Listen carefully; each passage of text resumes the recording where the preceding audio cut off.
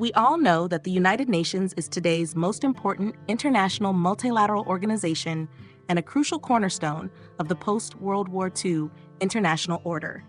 The organization currently has 139 member states and 2 observer states, covering all undisputed sovereign nations except Vatican City, encompassing 99% of the global population. To emphasize the principle of equality, each member state has only 1 seat in the UN General Assembly, and thus 1 vote, regardless of its population or size. However, among the many UN member states, there was one exception: the Soviet Union, one of the UN's founding members. From the UN's establishment, it held 3 UN seats simultaneously, not only for the Soviet Union itself, but also for its constituent republics of Ukraine and Belarus. Why did this happen? What impact did having 3 votes have on international politics after the Cold War? To understand why the Soviet Union was able to secure 3 seats in the UN General Assembly, we need to go back to the Eastern European steppes of the early 6th century. Russians, Belarusians, and Ukrainians all belong to the East Slavic peoples. The Slavs originally lived in Central Europe, but after the 1st century, the Roman Empire frequently invaded Central Europe and plundered the local Slavic people. The term Slav actually comes from Latin, meaning slave. After the 6th century, the Slavs began to migrate outward. With their westward path blocked by Germanic peoples, the Slavs moved east and south, forming the East Slavs and South Slavs respectively. Those who remained in their Central European homeland became the West Slavs. By the 9th century, the East Slavs had formed 2 tribal unions centered around Novgorod and Kiev. However, the East Slavs' peaceful existence was disrupted by the Vikings. In 862, a group of Vikings called the Varangians, led by Rurik, captured Novgorod. After Rurik's death, his successor Oleg conquered Kiev in 882 and moved the capital there. With the East Slavs' core territory entirely under Varangian control, the Kievan Rus was established. Rus was originally what the East Slavs called the Varangians, and as the Varangians gradually integrated into East Slavic society, Rus became another name for the East Slavic people. Through interactions with the Byzantine Empire in southeastern Europe during the 10th century, Kievan Rus adopted Eastern Orthodox Christianity. After the 11th century, Kievan Rus fell into turmoil due to internal power struggles. In 1240, Kievan Rus was destroyed by the westward expanding Mongol army, and most of its territory came under the control of the Mongol-established Golden Horde. The western Polotsk Principality and the southern kingdom of Galicia-Volhynia were subsequently controlled by Poland and Lithuania. These 2 regions would later become modern-day Belarus and Ukraine. The East Slavic peoples then followed different development paths. The Rus, people under Mongol control, were influenced by Mongol culture, and intermarriage between nobles gave the local Rus people some Mongol genetic heritage. Under Mongol support, the Moscow Grand Duchy, which managed Rus principalities for the Mongols, gradually rose to power. The Rus' people in the Belarus region didn't merge with the Mongols and maintained a more traditional culture. By the 15th century, they had formed the Belarusian ethnicity. In southwestern Rus, centered around Kiev, many refugees gathered during centuries of warfare and oppression by the Mongols and Poles. These people merged with the native Rus' population to form a unique semi-agricultural, semi-nomadic group called the Cossacks. In 1547, the Grand Duke of Moscow defeated the Mongols and established Tsarist Russia. The Rus people within the former Golden Horde territory developed into the Russian ethnicity under Tsarist integration. In 1569, Poland and Lithuania formed the Polish-Lithuanian Commonwealth, becoming the strongest state in Central Europe. At this time, all of modern Belarus and most of Ukraine were under Commonwealth control. From the 17th to 18th centuries, Russia defeated the Ottoman Empire through multiple wars and occupied Poland 3 times, ultimately bringing both Belarus and Ukraine under its control. By this time, the Cossacks living in Ukraine had developed into the Ukrainian ethnicity. However, Russia didn't recognize the existence of these 2 ethnic groups, instead referring to them as Little Russians. Russia promoted the Russian language in both regions, gradually Russifying them. In the 19th century, with the rise of nationalism, Belarusian and Ukrainian national consciousness grew stronger. However, Russia implemented the same provincial system in these regions as in Russia proper, and the Russification process proved quite effective. Nationalist ideas never developed into true independence movements, and both ethnic groups remained under Russian dominance. However, compared to other ethnic groups within Russia's borders in Eastern Europe, Central Asia, and North Asia, the Belarusian and Ukrainian peoples had closer historical and linguistic cultural ties with the Russians, earning Russian trust. Even during the Soviet period, Belarusians and Ukrainians were second only to Russians in their representation among Soviet leadership. These close cultural bonds made Belarus and Ukraine special entities within Russia and later the Soviet Union. This was a crucial reason why Belarus and Ukraine were able to gain founding member status in the United Nations. After World War I, the League of Nations was officially established in January 1920 as an important pillar of the Versailles system. The League had 42 founding members, all World War I victors, with each member having one vote. Large colonial territories of the great powers, such as India and Vietnam, were considered part of their colonial rulers and had no voting rights. Germany, as a defeated nation, and Russia, which had established a Soviet government, faced prejudice and couldn't join the League. In 1922, multiple Soviet governments within former Russian territory, including Russia, Belarus, Ukraine, and others, jointly formed the Soviet Union.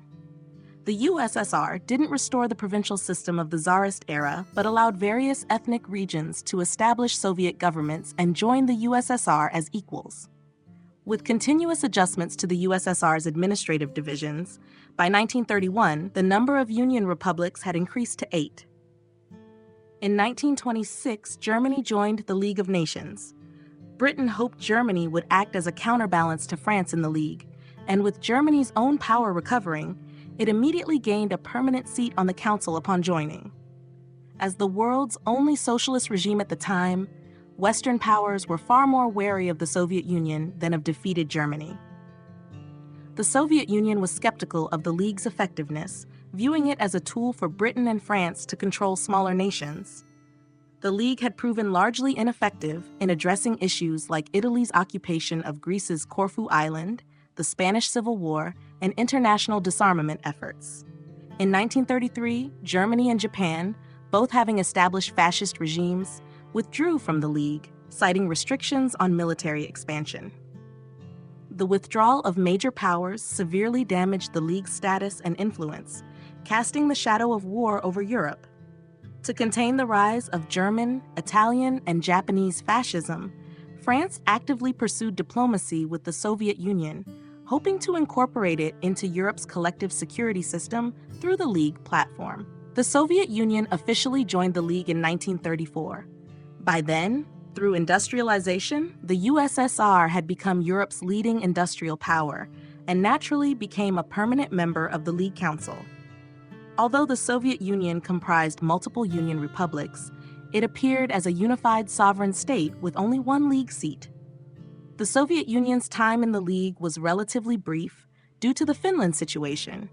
Finland, which had been part of Russia before World War I, had a border just 32 kilometers from Leningrad, today's St. Petersburg, the Soviet Union's second-largest city.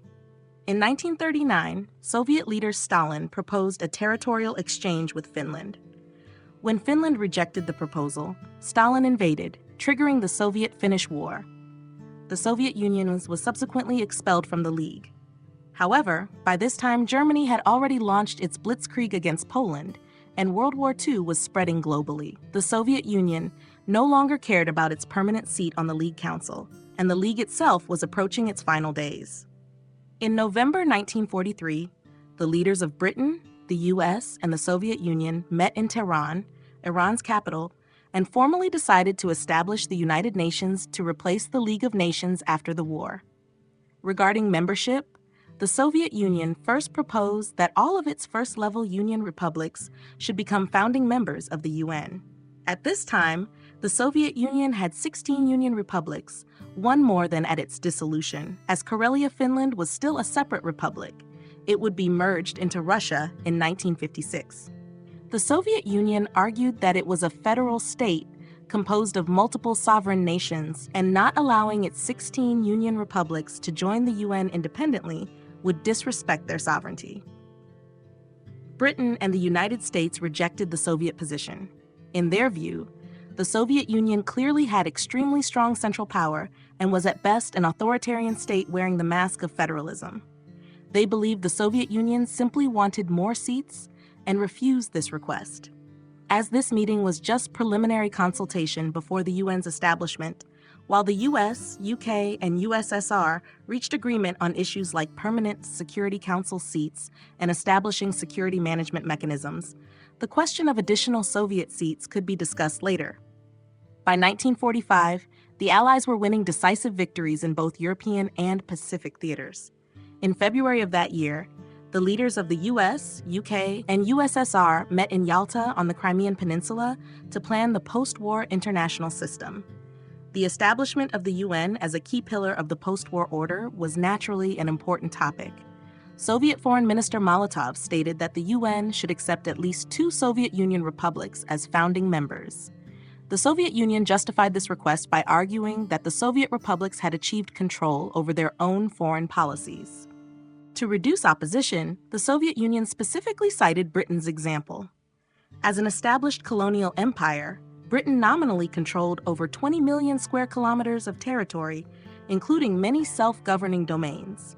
The Soviet Union argued that within the UN framework, they could follow the precedent of Canada and Australia, British self-governing dominions that had their own voting rights, by giving seats to Ukraine and Belarus as Soviet Union republics. Ukraine and Belarus had been the main battlegrounds between Soviet and German forces during World War II, making enormous sacrifices for the victory against fascism. Additionally, Russia was the core of the Soviet Union, and to enhance national cohesion, the USSR had been promoting Russification throughout its territory. Ukraine and Belarus shared common historical memories with Russia as East Slavic nations, a connection that other Soviet republics couldn't match. Making Belarus and Ukraine founding UN members would help strengthen Soviet unity and reinforce East Slavic leadership within the USSR. Britain and the United States had different reactions to the Soviet request. For Britain, if the Soviet demand was met, they could use this precedent to have many of their self-governing territories accepted as UN founding members, maintaining British international influence. These self-governing territories, once becoming founding members, would also help counterbalance the Soviet Union's 3 votes. Britain therefore sympathized with the Soviet request, but the US strongly opposed it, believing it would disrupt the balance between major powers. The US wanted several Latin American countries from its backyard to become UN founding members. To gain Soviet support for this, the US had to express sympathy for the Soviet request. On April 27, 1945, Soviet Foreign Minister Molotov formally submitted a written request at the San Francisco Conference to accept Ukraine and Belarus as UN founding members. The U.S. representative read President Truman's response to Stalin, expressing support for the Soviet proposal. The British representative fully agreed with the U.S. and Soviet statements, and representatives from other countries also expressed support. The Assembly unanimously passed the resolution to accept Ukraine and Belarus as founding members. The U.S. gained Soviet support in return, and almost all American nations became UN founding members. In May 1945, Ukrainian and Belarusian delegations arrived in San Francisco and signed the UN Charter on June 26. Through this exchange of interests and diplomatic maneuvering between the US, UK, and USSR, Ukraine and Belarus officially became UN founding members. After World War II, the world quickly entered the Cold War, with the US and USSR leading their respective camps in global confrontation. The United Nations became an important diplomatic platform for superpower rivalry.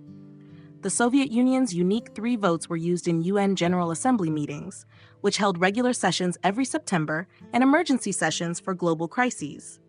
From joining the UN in 1945 until its dissolution in 1991, the Soviet Union participated in decision-making on almost all major global events during its 46 years of membership. For example, In 1947, UN General Assembly Resolution 181 decided to partition the UN-administered Palestine territory into two states, Palestine and Israel. Among the member states at the time, except for Thailand's absence, 33 out of 56 countries voted in favor, including 3 votes from the Soviet Union and its controlled republics of Belarus and Ukraine. Another example occurred in 1951 when most nations pushed for Resolution 498, declaring China's entry into the Korean War as an act of aggression. The Soviet Union cast its 3 votes along with Czechoslovakia, Poland, India, and Burma for a total of 7 opposing votes. However, with the Soviet Union's dissolution in the early 1990s, the 3-vote exception became history. After the Soviet collapse, Estonia, Latvia, and Lithuania quickly joined the European Union and NATO, growing increasingly distant from Russia. Russia itself saw its regional influence diminish due to economic weakness. These newly independent states pursued their national interests and didn't necessarily align with Russia on international issues. Although the 3-vote situation no longer exists, the United Nations remains today's most important international multilateral organization. Russia, Ukraine, Belarus, and other states that emerged from the Soviet Union's dissolution continue to engage in diplomatic maneuvering on the UN stage.